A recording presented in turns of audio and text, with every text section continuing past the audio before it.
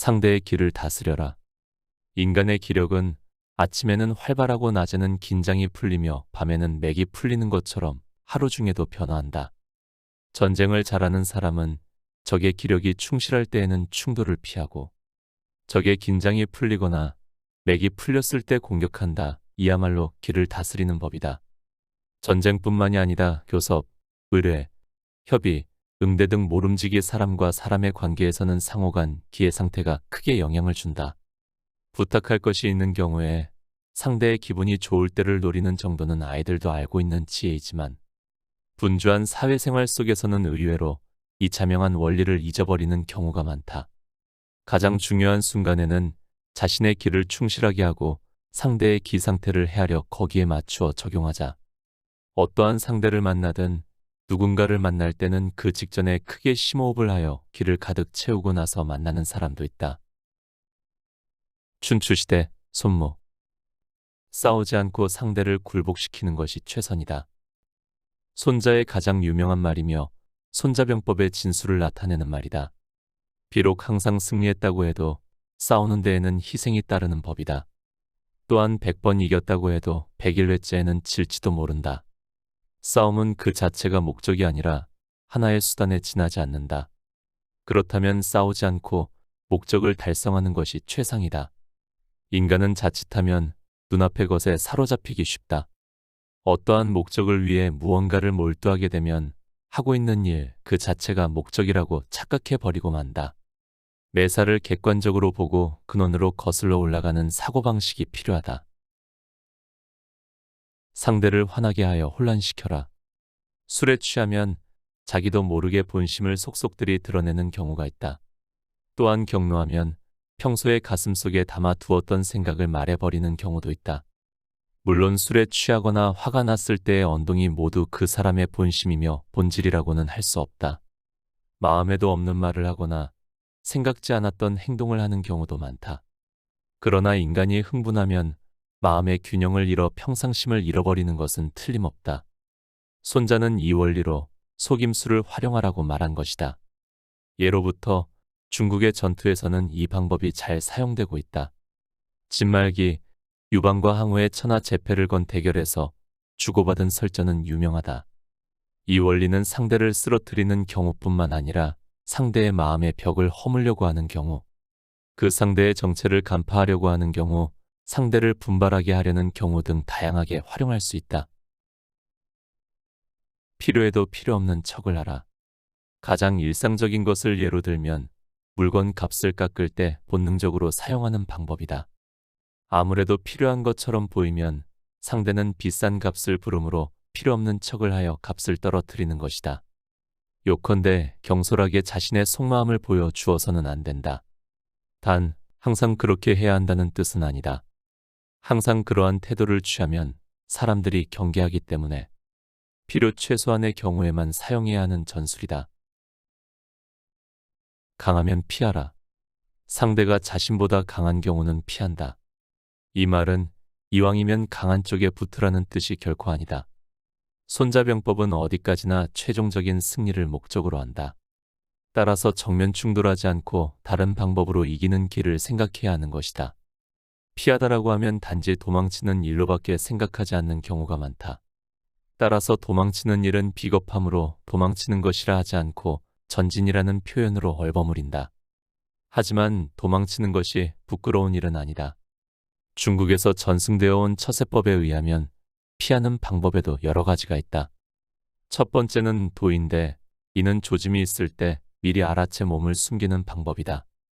예를 들어 좁은 길을 가는데 맞은편에서 자동차가 달려온다면 부딪히지 않도록 옆길로 비껴선다. 두 번째는 피로써 이는 몸의 안전을 유지하며 때를 기다리는 방법이다. 위에 예를 들어 말하면 몸을 옆으로 하여 접촉을 피하고 자동차가 지나가기를 기다리는 것이다. 세 번째는 둔이다. 이는 일시적으로 피하면서 조금씩 목적 달성을 향해 노력하는 방법이다. 다시 앞에 예를 들어 말하면 몸을 옆으로 하면서도 멈추지 않고 조금씩 앞으로 가는 것이다. 피하면서도 상대를 쓰러뜨리기 위한 노력을 계속한다. 가장 적극적으로 피하는 방법이 이 세 번째이다. 길이라도 가서는 안 되는 길이 있다. 길은 다니기 위한 것이지만 다녀서는 안 되는 길도 있다. 우리는 무언가를 하는 경우에 반드시 하나하나 잘 생각해 보고 나서 행동하지만은 않는다. 습관이나 타성, 상식에 따라 행동하는 경우도 많다. 길이 있으면 그 길은 당연히 가도 되는 것으로 생각하고 가려고 한다. 그런데 그 타성에 대해 위험하다, 다시 보자라고 손자는 말한다. 경영자 중에는 우리 회사가 해서 안 되는 일은 이러한 것이다 하고 정해 놓는 사람이 있다. 회사란 분명히 이익을 목표로 하는 것이 도이지만 아무리 돈을 많이 벌 수 있다고 해도 해서는 안 되는 일이 있기 마련이다. 적을 알고 나를 알면 100번 싸워도 위태롭지 않다. 마오쩌둥은 그의 논문에서 종종 이 말을 인용하여 다음과 같이 설명하고 있다. 문제를 연구하는 데에는 주관적, 일면적, 표면적이 되어서는 안 된다. 일면적이란 문제를 전체적으로 보지 못하는 것이다. 예를 들어 중국에 대해서만 알고 다른 나라는 모른다. 순조로운 상황만 알고 곤란한 상황은 모른다. 과거만 알고 미래를 모른다.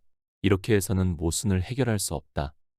손자는 군사를 논하며 그를 알고 나를 알면 100번 싸워도 위태롭지 않다라고 했다. 손자의 법칙은 과학적 진리다. 실패는 상대에 대한 무지로부터 생긴다. 우회는 지름길을 가는 것 이상의 효과를 올린다. 우회함으로써 적이 유리한 것처럼 생각하게 하여 늦게 출발해도 먼저 도착한다. 이것이 우직지개다. 이 말은 급할수록 돌아가라는 속담과 비슷하지만 의미하는 바는 조금 차이가 있다. 우리는 효율을 매우 중시한다. 시간적, 거리적인 것뿐만 아니라 모든 것에 대해 빨리 그리고 낭비 없이 목적을 달성하기 위해 노력하고 있다. 그것은 그것대로 의식이 있는 일이며 큰 성과를 올려왔다. 그런 반면에 효율이라는 척도로 측정할 수 없는 것은 다 잘라버리는 결과를 초래해버렸다. 대체로 성질이 급하며 신중하지 못한 사람들은 단기의 성과만을 요구한다. 권총의 탄도라면 직선 최단 거리로 해도 되겠지만 로켓의 탄도라면 원대한 곡선을 그려 복잡한 궤도 계산을 해야 한다. 우직지개는 인간의 행동에 관한 곡선적인 사고법이다. 맹금은 사냥감을 습격하여 한 번의 공격으로 죽인다. 그것은 한순간에 힘을 집중시키기 때문이다. 원문은 독수리가 먹이를 채가는 순간 그것이 절이다라고 되어 있다. 절은 대나무 줄기의 마디이며 전우와 구별하여 응축된 곳이다. 이때다 하는 중요한 곳 또는 중요한 때에 전력을 집중한다는 의미에서 손자는 이 문자를 사용하고 있다. 불이야라는 소리를 듣고 보통 때라면 도저히 들어 올릴 수 없는 물건을 들어 올렸다는 이야기를 간혹 듣는다. 무의식 중에 집중된 마음이 큰 에너지를 만들어내기 때문이다. 긴장은 힘의 원천이다. 단 너무 긴장하여 움츠리면 오히려 본래의 실력을 발휘할 수 없는 경우도 있으므로 긴장하기만 하면 좋다는 뜻은 아니다. 역시 훈련이 필요하다. 집중력과 평소에 축적해온 힘이 효과를 나타내는 것이다. 곁에 두고의 짧은 생각. 오늘날 나를 만든 건 손자병법. 빌 게이츠가 했던 말입니다. 전쟁과는 전혀 상관이 없던 그에게 이 책은 어떤 의미가 있었을까요? 손자가 살았던 2500년 전의 시대는 지금과는 완전히 다릅니다. 그때의 전쟁이라 함은 말 그대로 물리적으로 일어난 사람들 간의 경쟁이었죠. 그 당시에 쓰인 책이 오늘날에도 힘을 발휘하는 이유는 명확합니다. 그때보다 더 많은 전쟁이 일어나고 있기 때문이죠. 물론 지금은 보이지 않는 전쟁입니다. 기업과 기업, 자본가와 근로자, 개인과 개인, 우리는 평생을 싸우며 살아갑니다. 우리는 싸우는 기술을 배우지 않고서는 살아남을 수 없습니다. 이런 연유로 손자병법은 곁에 두고 다녀야 되지 않을까 싶습니다. 오늘 곁에 둘 문장은 100번 싸워 100번 이기는 걸 최선이라 하지 않는다. 싸우지 않고 상대를 굴복시키는 것이 최선이다. 입니다. 함께 해주셔서 감사합니다. 책, 심리전과 바람의 경영자 손자를 읽고